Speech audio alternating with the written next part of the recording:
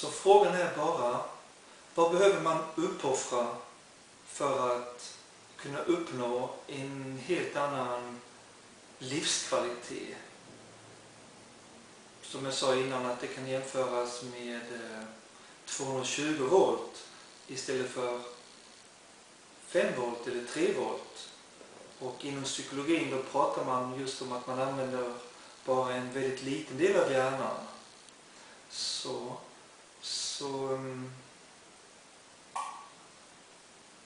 jag har jobbat med mig själv i många år och jobbat med grupper och utbildning, kursverksamhet, coaching i väldigt många år. Och många har gått på mina kurser, 100-tusentals har gått, och man har lärt sig en del genom åren. Och det finns folk som liksom tror att de vill, men de vill egentligen inte, och då fungerar det inte. Jag höll ett föredrag på ett ställe för döva i Ukraina, och jag frågade liksom där, hur många av er skulle vilja höra och inte vara döva, och alla räckte upp handen. Och sen frågade jag dem liksom, är ni säkra? Ja. Men så sa jag, okej, men jag ska kolla. Vi kollade in lite detaljer. Så sa jag till dem att om ni får hörslen tillbaka, då får ni ingen pension. Ni måste jobba. Den här dövklubben, det här fina träffcentret ni har, det kommer att rivas, så de bygger kanske något affärscentrum.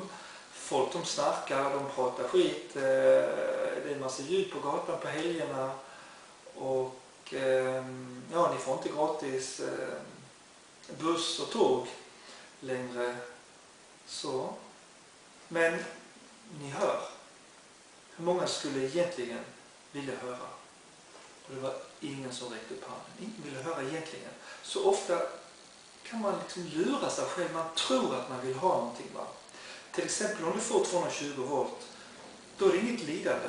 Du har olika känslor. Du kan bli irriterad, låt oss säga om någon kom för sent och du och din familj fick lida av det. Men det är liksom ingen som går in och liksom stör dig egentligen. Det känns mer som en liksom myggbett och inte som ett lejon som försöker äta upp dig.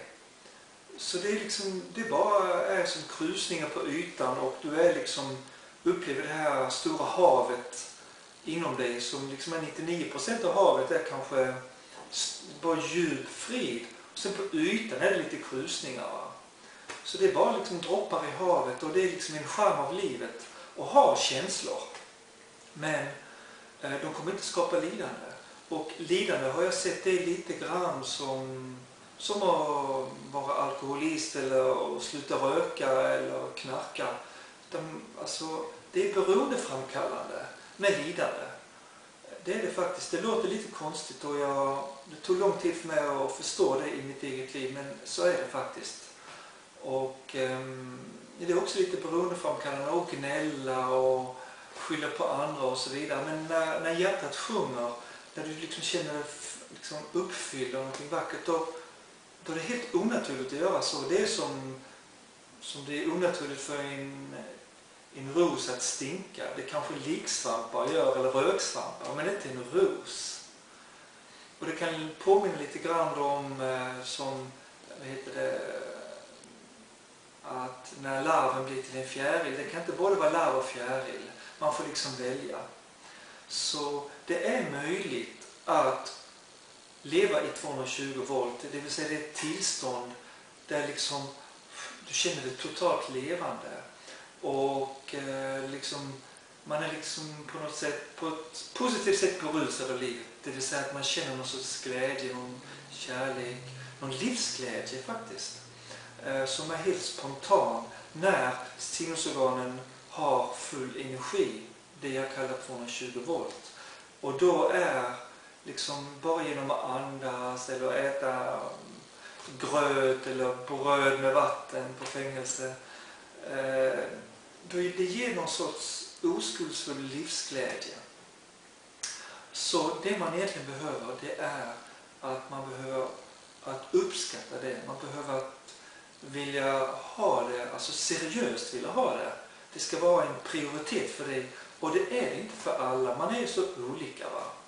Så om det här är bland dina högsta prioritet av det här med livskvalitet, då kommer liksom resan att bära frukt. Resan med att rensa bort det som hindrar dig att leva i det här tillståndet.